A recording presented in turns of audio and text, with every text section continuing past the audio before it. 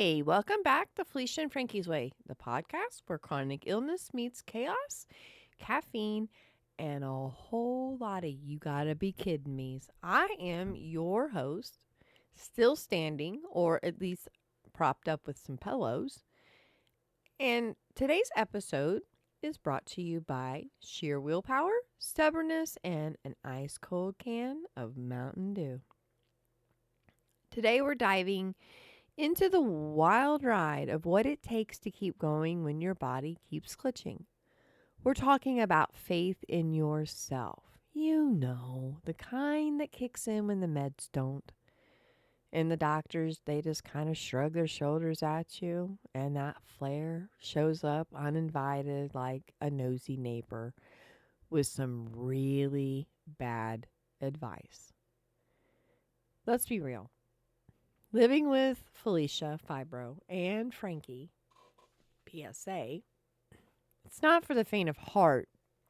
It's for the fierce, the frustrated, the folks who have mastered the art of doing life in stretchy pants and a whole lot of sarcasm.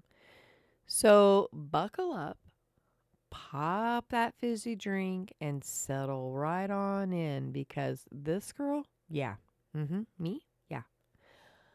I'm staring down two chronic illnesses, a mountain of meds, and more what nows than I know what to do with. So, somehow, by the grace of God and a whole lot of stubbornness, maybe a touch of duct tape. Deep down, I'm still laughing. I'm still fighting. So, let's go. Let's get into this. And welcome aboard. Copyright disclaimer under Section 107 of the Copyright Act. Fair use is permitted for purposes such as comment, news reporting, teaching, and research, nonprofit, or educational purposes. Infusion days, and now a germ paranoia. Let's be real, folks. It's not a love story that anybody would ask for. So here I am sitting in my infusion chair and I'm trying to pretend like the IV pole isn't just a fancy leash. You know what I mean? And the nurse comes up to me and like we're talking and she's giving me my card for my next appointment and she, what my next infusion is. And all of a sudden, out of nowhere, she just literally drops this like national security intel on me. She says, your assignment is to not get sick. Make sure you don't get sick. She says this like she's real serious. And so I'm looking at her like waiting on the punchline or, waiting on something. And she's like, her brows furrowed together. And you're like, oh, she's really serious. Huh? And she said, if you get a fever, you can't have your next infusion until you're symptom free for 2 weeks. 2 freaking weeks, folks. That's huge. I'm like, what? Yeah, you heard that right. 14 freaking full days. 14. 1, 4. No meds. You have to stop all arthritic medication. So my Plaquenil, my methotrexate, my I know I take some other ones I can't think off the top of my head, but yeah, so you stop those, none. So there's no relief. So it will be just me and Felicia and Frankie. Yeah, that's a whole lot of chaos right there. And we're going to be holding hands because they're going to be right there, but we ain't singing kumbaya. They're going to be singing we will break you, like we will break you. Yeah, that's what they're singing to me, and I'm just over here cringing, trying not to cry. But look, I get it. Safety first. We don't mess around with our immunosuppressive medications, right? Y'all know the rule. And it feels like cruel and unusual punishment. It's like a twisted game of musical chairs, except for when the music stops, I don't even have a chair, and I am standing there with empty hands. a body that's starting to unravel like it's dollar store duct tape in a thunderstorm. And the last time I had to skip meds for 2 weeks, thanks to insurance issues and drama, my nervous system quit. Like, yeah, there was no notice, there was no goodbye. It was just withdrawal, the pain. Oh my God. Like, fibro pain, and then you fibro pain on top of just the regular, just intense pain.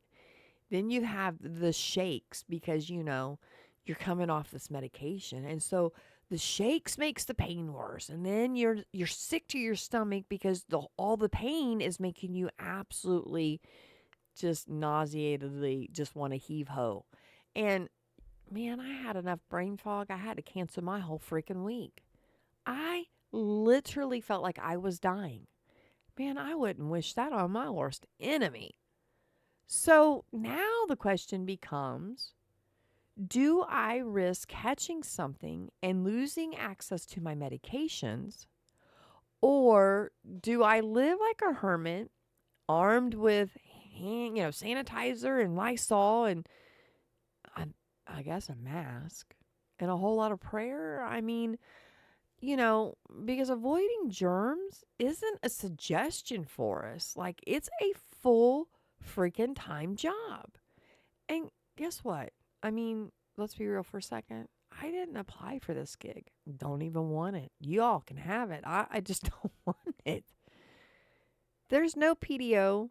There's no sick days because every day is a freaking sick day. And there's definitely no answers. I mean, none at all. The whiplash of medical advice. Who do you trust? Because let's speak of answers. Let's talk about these wonderful doctors that we all see. I asked one of mine. Now, mind you, I asked all three of my doctors, the ones that I see on a regular basis. I asked them all the same simple question, right? If I get sick, should I continue taking meds? My my medicine for my, anyway. And it would be a simple answer, but doctor number one, which would be, let's just do with, rheumatoid doctor, she says, oh my gosh, you must stop immediately at the first freaking sneeze. Oh yeah, if you get a sniffle, you get, if you, no, you have to stop all of them because no, you just cannot do it. Oh my goodness. And then you ask doctor number two, and he's like, oh yeah, don't stop those. Don't stop any of your medications unless you're dying. Dude, I feel like I'm dying every day. What is your point? Okay, fine. And then doctor number three is like, looks at you and, kind of shakes his head, and he's just kind of like, well, well, yeah, it's kind of up to you, really. And I'm like, excuse me? What? Yeah, kind of up to me. Up to me. Oh, I'm sorry. I didn't realize I needed a degree in pharmacology, immunology, and metaphysics and guesswork just to exist. I'm over here trying to figure out exactly why my elbow hurts today. Is it because of the flare? Is it because of the weather? Is it because of medication? Is it because I fell asleep curled around a heating pad like a sad little cinnamon roll? I mean, I need to know. I'm now supposed to make an executive decision about my life-saving medications? Oh my God, are you kidding me? I'm exhausted. This is exhausting. And the mixed messages that these doctors are constantly giving me, it's a constant guessing game. And guess what? I have this huge fear that I'm going to do something wrong. Being your own advocate, it's empowering. It really is. Until it's not. Until it's just, I feel alone and scared and everything feels so heavy. Like, I'm going to fall off that cliff at any given moment, you know? And let's not forget that cherry on top of everything right now. It's the disability judge. I'm going to have to face him again. The last time, he gave me this eyebrow raise because he wanted to know if I understood my medications and the side effects. Yeah, I understand my medications, but I try really hard to understand some of the side effects, but I'm not a walking pharmacy insert. I'm a real person trying to stay upright without sobbing in public. And if I went back and I looked at every side effect that all my medications may or may not give me, some of them I probably already have those side effects. And two, listen, dude, I'm not taking this medicine for shits and giggles. Excuse my French, but I'm not.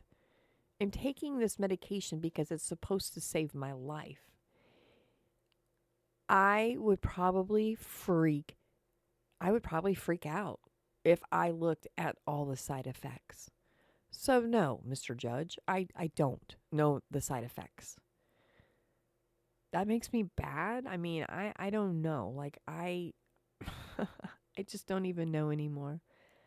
And that's coming up. And so that freaks me out because I know this is coming up. Listen, I worked at 4.5 years. I don't think I could if I wanted to. I literally, I get so bored and out of my little skull. I just can't even. And sometimes I think, yeah, I could go back to work. Yeah, I could totally do that.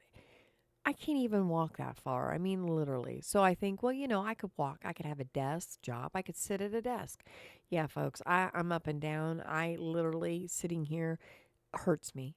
I'm all over my chair when I sit here. I've got my legs underneath me. I've got my legs to the side. I've got my legs to the other side. I'm standing. I'm sitting with one leg hanging over. I got one, my poor dad, he built me a desk. It's up high. It's a high desk. So I could stand here and I have one leg on my chair and the other not. You know what I mean? Like, listen, I'm just trying to survive.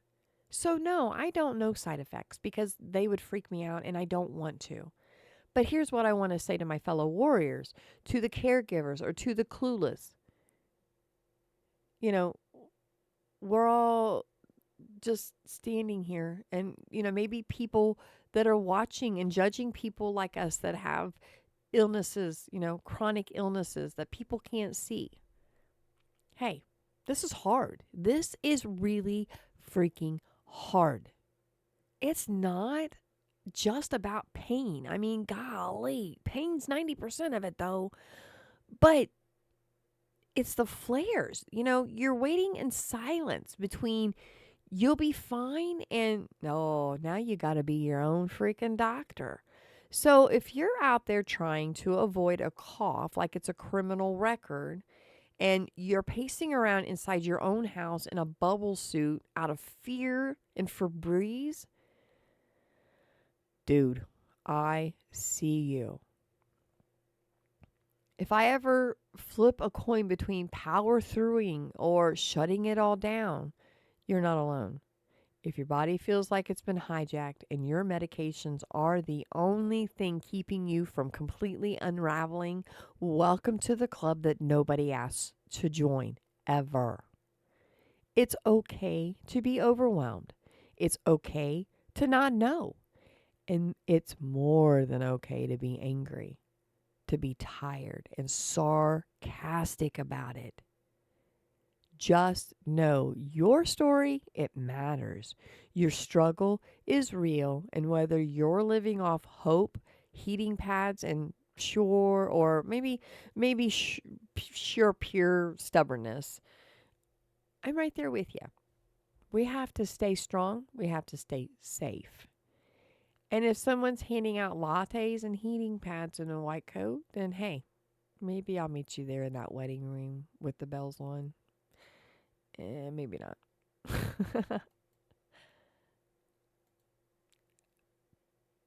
Pill free to pill palooza. The last 5 years.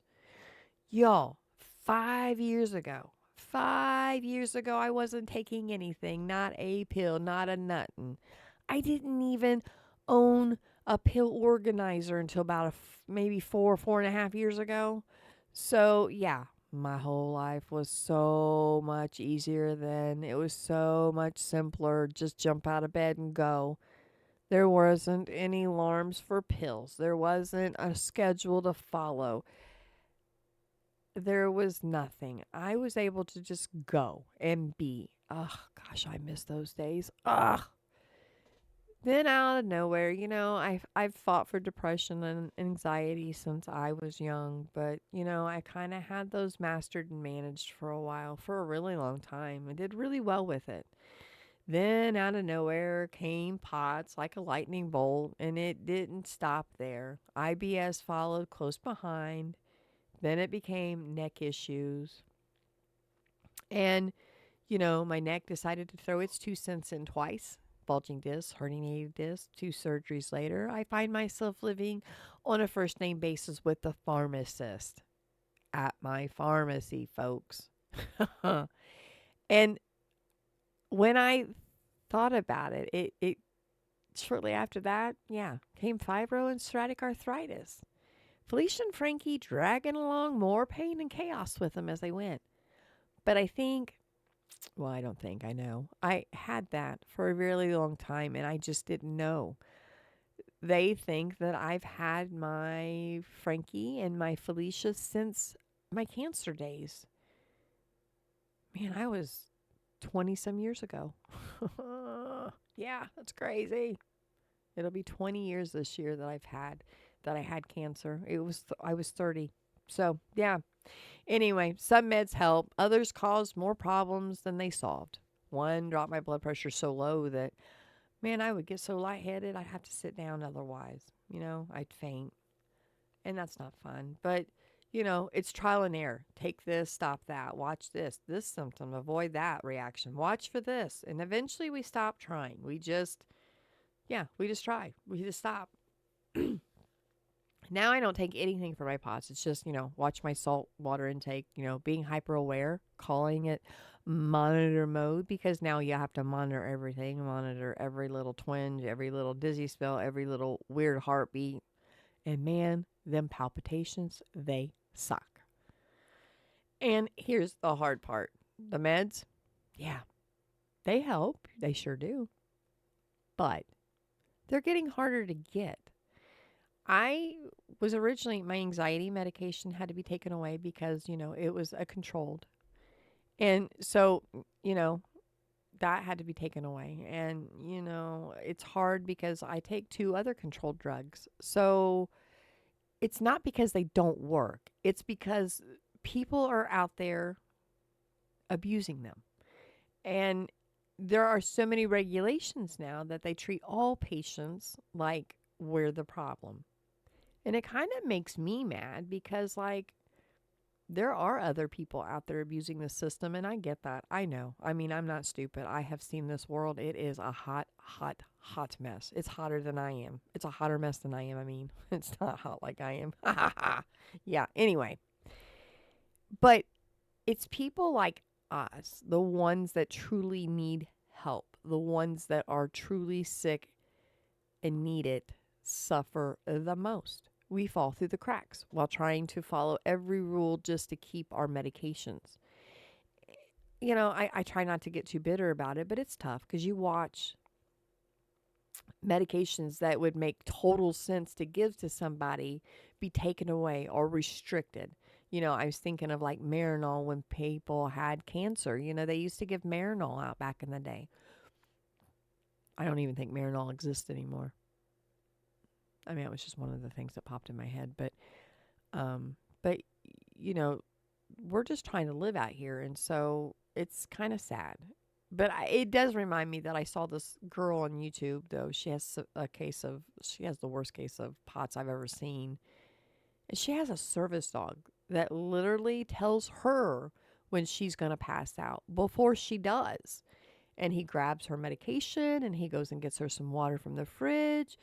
And if she loses consciousness, this dog, yeah, he can go get help for her. He he can go outside. He has a way to open this door and go out.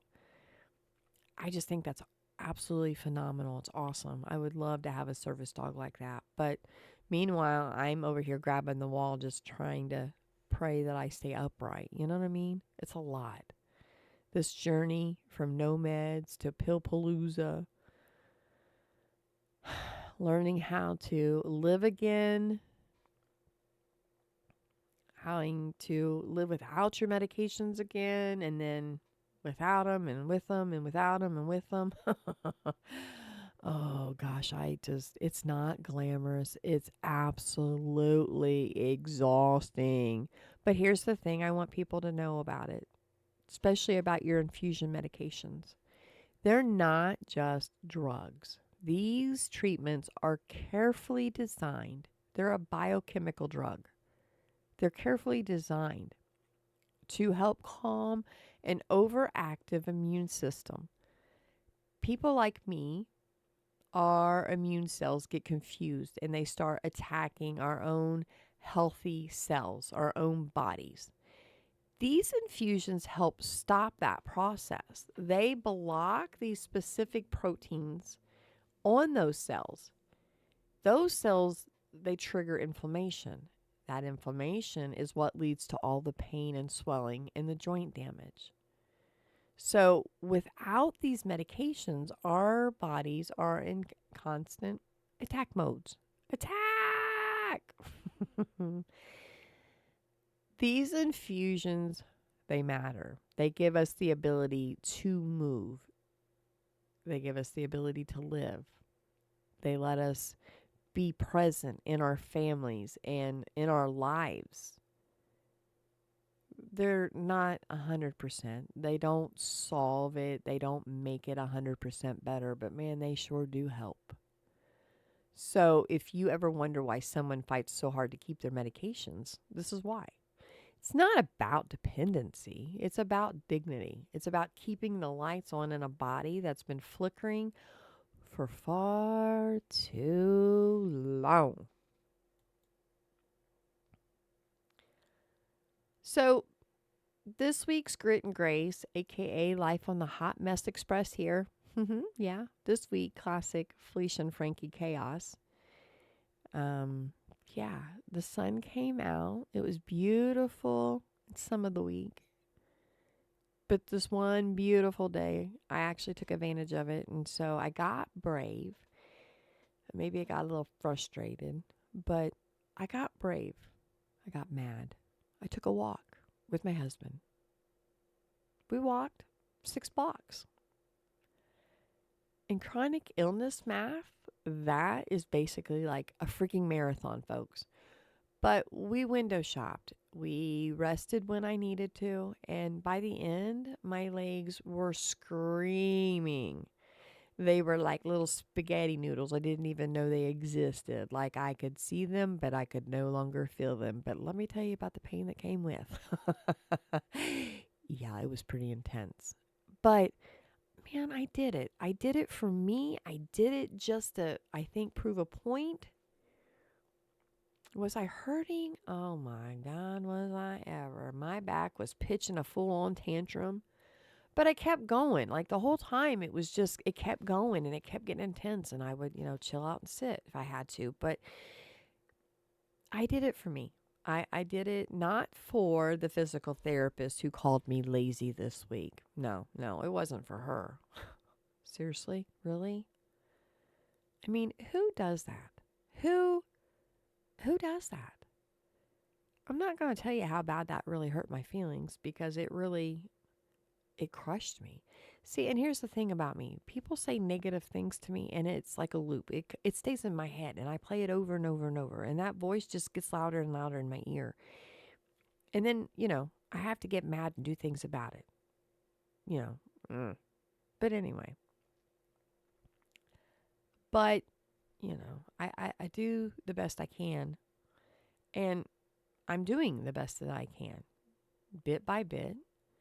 And I know my body, and you know yours, and you guys know your limits, and I know mine. But to be called lazy I felt like was Man, I feel like somebody sucker punched me. I really do. The brain fog's been thick. Fibro, grief, yeah. And then somebody even made a comment to me here lately about, do you have ADHD?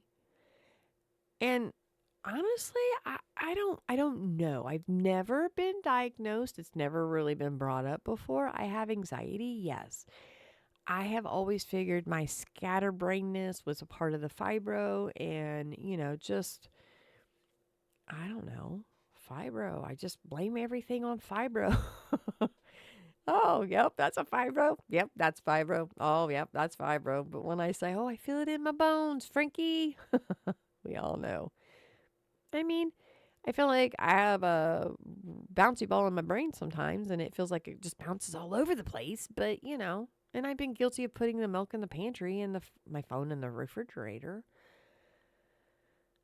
I'm a mess. I'm a hot mess. But hey, it's my mess. I still show up every day. I still try my best. I still give all my love when I can, and I still laugh when I'm able to. But grief has snuck in this week too. It was my grandparents' 71st anniversary. It was the first without my grandpa. He died 3 months ago. Gosh, that went quick. And he was one of my anchors. He was quiet and steady in the storm. He was always ready with a soft laugh or some kind of wisecrack or word. And his absence to me feels loud. It's huge. But of course, I'm not there. I don't live close by. And so it feels loud to me from here. And I can't even imagine what my poor grandma was going through. She's been shining through her sorrow. She's still showing up with grace and that quiet strength that raised generations. She never wavers. I mean, she never does. Even through the grief, she's picking up the pieces of her new normal life. And as I sit and talk with her on FaceTime, sorry guys, I'm trying to try to keep it together. I feel her resilience like an anchor. It's an anchor in the storm. I come from tough stock. We bend, we don't break. I see the legacy that I come from. She raised us all with a love that was steady and soft and strong. I'm so thankful for that because it's in me as well. And this weather. This weather. It's decided to turn into a moody little diva this week. Pain has been about a 7.5, 8 all week. I did do a lot of supervising this week.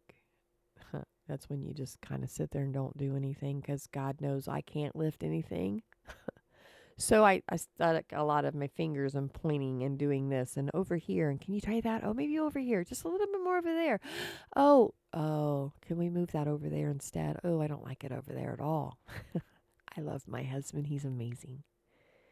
But I did dig my hands in the garden, in the dirt. I got to play. I got to be a little muddy and be like a little kid in it. And honestly, it felt good. I needed that warm sun therapy. I needed to feel that on my skin because it's something else besides pain that I feel. It kind of felt like living, or at least in the moment. And we all know how fleeting those may be. I want my grandkids to think and remember me as a smiling person in the garden, not a Gigi that's all curled up in bed and in pain. I want them to remember me as their giggly, sunshine-loving Gigi. So, yeah, Felicia and Frankie, they're loud. They need to simmer it down. I didn't ask for this. But I am still standing loud and living it. And I'm trying to do it on my own terms, but hey, let's just keep walking and let's just keep shining the best that we can.